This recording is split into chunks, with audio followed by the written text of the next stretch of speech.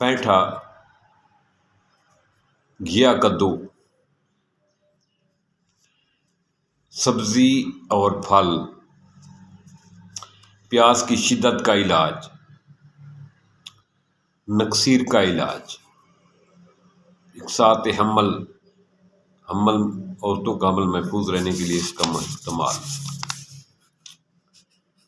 السلام علیکم، complete healthy tips کی جانب سے بندہ نچیز کا سلام۔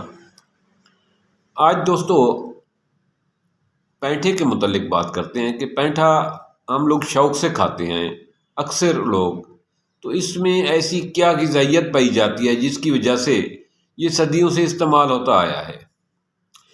پینٹھا ایک بیلدار پودے کی فروٹ ہے جس کو پھل میں بھی تصور کیا جاتا ہے اور سبزی بھی کے طور پہ استعمال بھی ہوتا ہے۔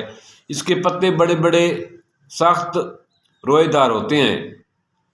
پیٹھے کے اندر وٹامن اے بہت وافر مقدار میں ہوتا ہے، اس لیے یہ جگر پھیپھڑوں کو طاقت دیتا ہے اور اعصاب کو مضبوط کرتا ہے۔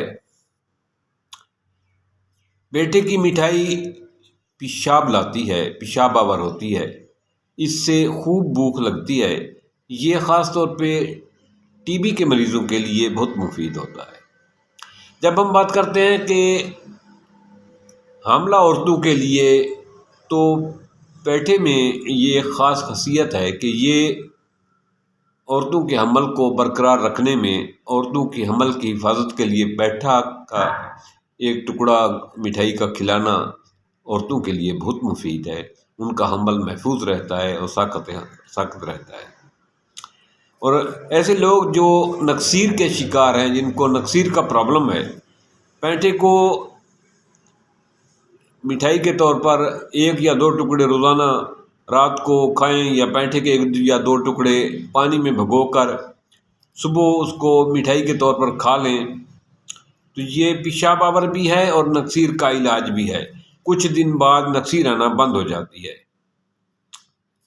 پیٹھا پیشاب آور ہونے کی وجہ سے یہ بلڈ پریشر کو کنٹرول کرنے میں بہت موافق ہے۔ بلڈ پریشر کو کنٹرول کرنے میں پیٹھے کا جواب ہی نہیں۔ ایسے لوگ جن کو پیاس کی شدت ہوتی ہے، پیاس بہت زیادہ لگتی ہے، جریان جیسے امراض میں کا شکار ہوتے ہیں، یا شوگر کا ایشو ہوتا ہے، ان کو پیٹھا کھلانا بہت مفید ہے۔ پیٹھے کا رس ان کے لیے بہت مفید ہے۔ یہ پیاس کی شدت کو کم کرتا ہے۔ اس کا تخم کھلایا جائے تو یہ جریان کے لیے بہت مفید ہے۔ اسی طرح اس کا بیج جو ہے، تخم جو ہے، وہ دل کے بیماریوں کے لیے بہت مفید ہے۔